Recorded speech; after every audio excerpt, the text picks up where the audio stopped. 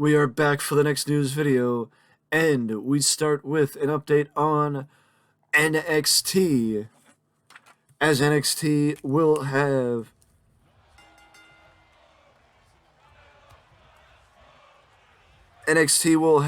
a number of specials remaining this year, but the two upcoming are set to take place on July the 4th, which is another former WWE pay-per-view back again on the calendar for NXT. It is NXT Great American Bash, set to take place on Independence Day, July the 4th, and another streaming special will take place on August 12th.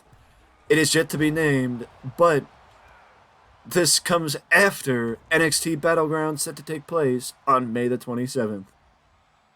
Sorry, May the 28th. What's it called? Night of Champions is May the 27th.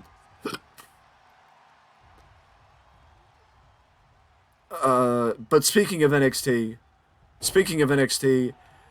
one NXT call-up has received a lot of praise over the last couple of weeks, and it's not the guy you think would be receiving praise, because it's not Grayson Waller, it is Cameron Grimes.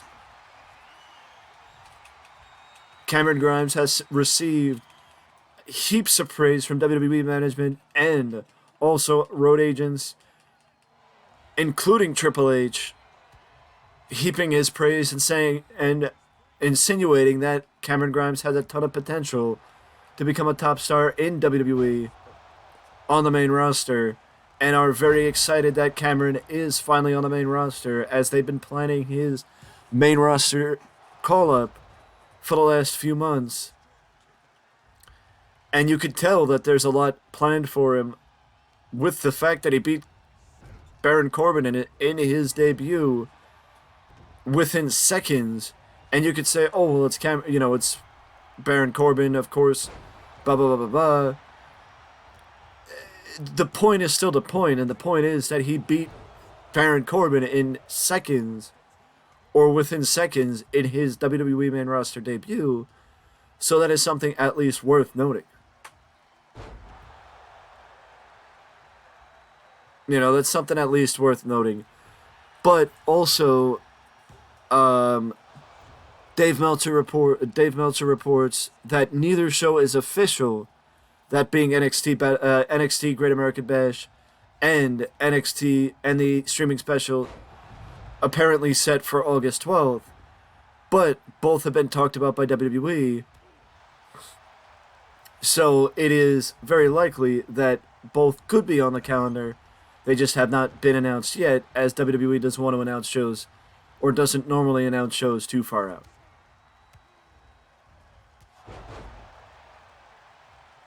But I do get reports occasionally from Mr. Meltzer, or do take reports from Mr. Meltzer. I don't get them directly from him. But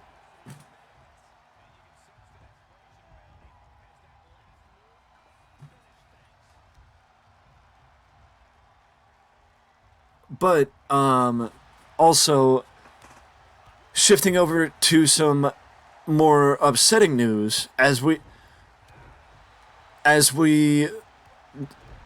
seem to always find a way.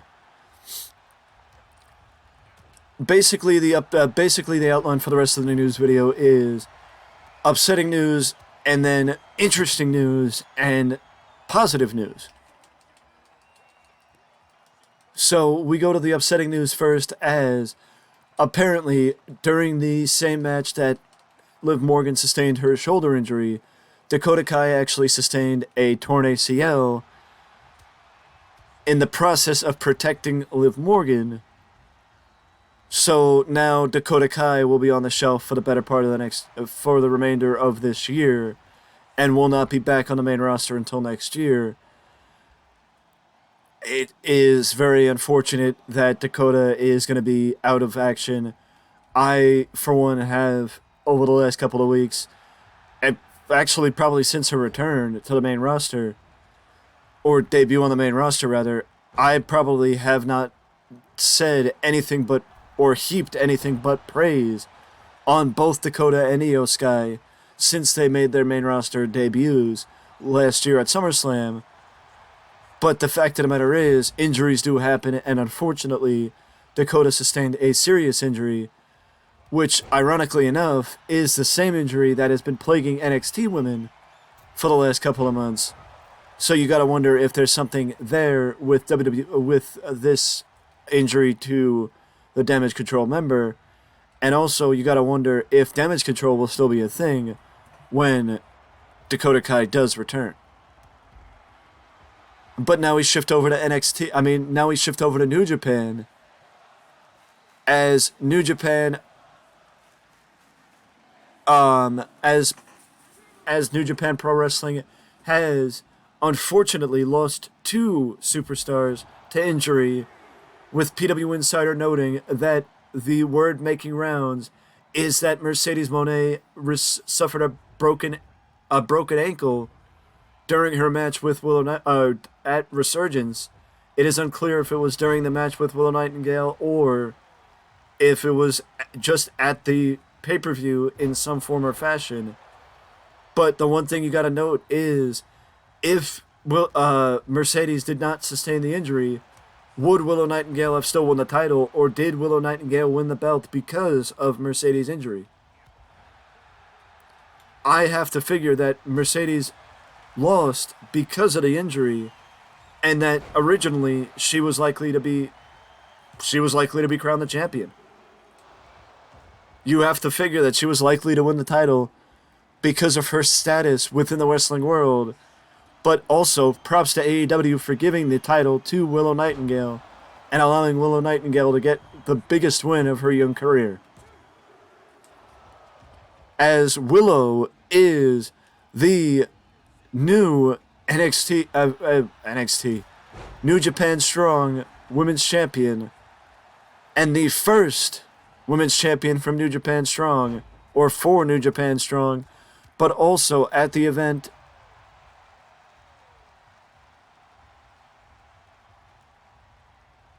Taiji Ishimori joined the injured reserve alongside Mark Davis.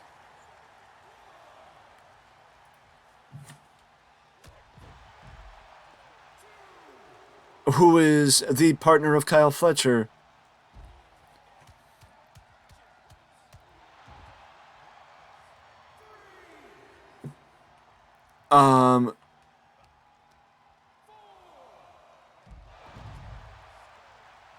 Mark Davis had arthroscopic surgery on his knee to repair a torn meniscus. And Aussie Open unfortunately had to vacate both the New Japan Strong and IWGP Tag Team titles, which, if you go back a couple months ago, Aussie Open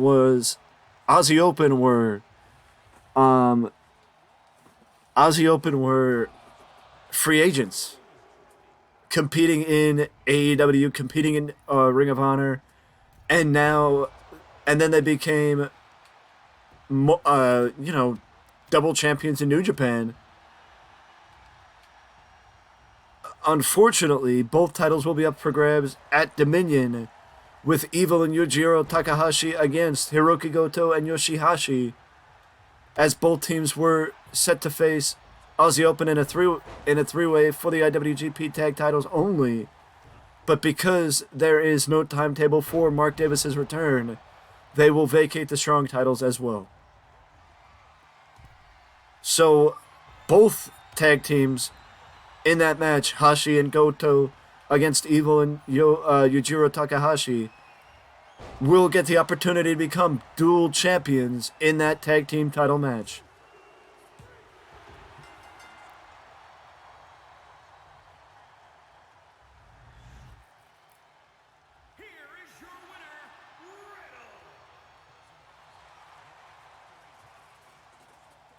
I also have to say that you would also have to pay props to Dakota Kai, because even Meltzer, who's speaking about recent injuries, Meltzer said that the word that she was injured after Morgan suffered the shoulder injury, The knee injury came in a spot where she knew Morgan was hurt and was trying to protect her.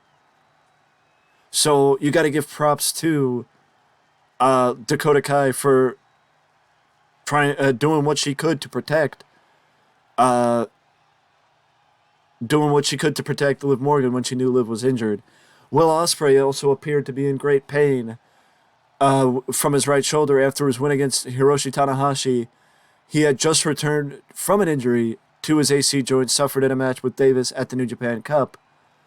So we do hope that Will Ospreay is okay, because a shoulder injury is what kept him out of action for a long time earlier this year, and you just gotta hope that it's nothing serious.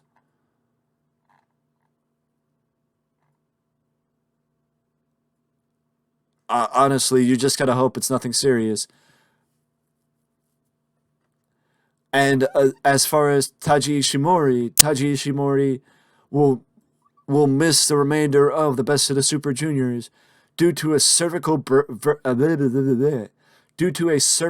vertebrae injury. Ishimori suffered the injury during his match with Hiromu Takahashi. Ishimori appeared to get hurt when taking a sit-out powerbomb.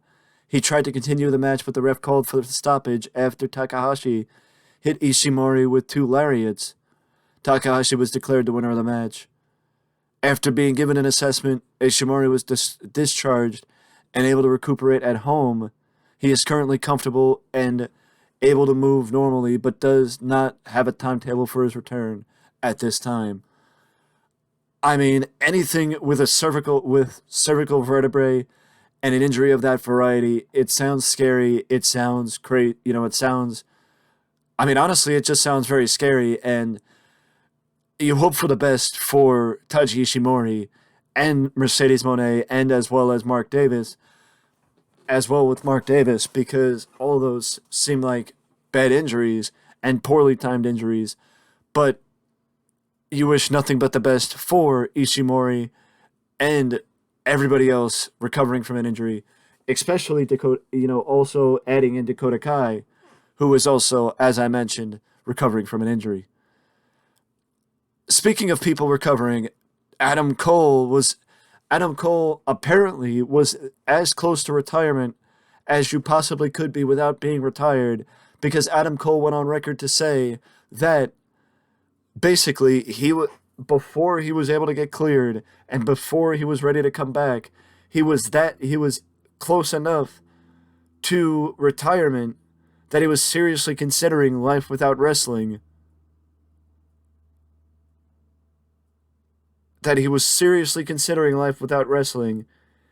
And what he would do without professional wrestling. I'm sure Adam is exceedingly happy that he was able to return.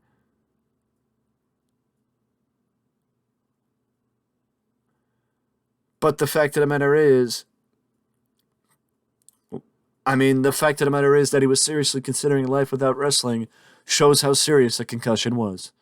And now we move to the final bit of news, and that is that Liv Morgan and Charlotte Flair will actually be featured in the same movie.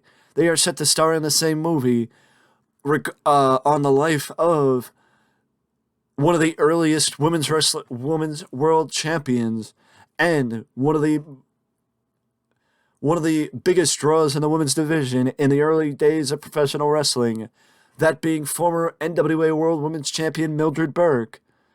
And filming will begin for the movie in Louisville in this June, with both Liv Morgan and Charlotte Flair having premiere roles in the movie, with Liv Morgan playing Clara Mortensen.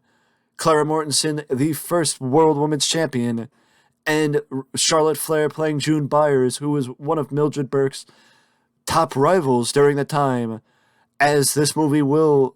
a new report from Fightful Select, and this update also comes from PW Mania. The movie will be about the life, career, and marriage to promoter Billy Wolf. Burke's life, career, and marriage to promoter Billy Wolf are subjects of the film, according to PW Mania, and the filming will begin in Louisville this June, according to Fightful Select. Mildred Burke was inducted into the WWE Legacy Wing in 2016 and is also a member of the WWE of the Wrestling Express Hall of Fame, as is June Byers.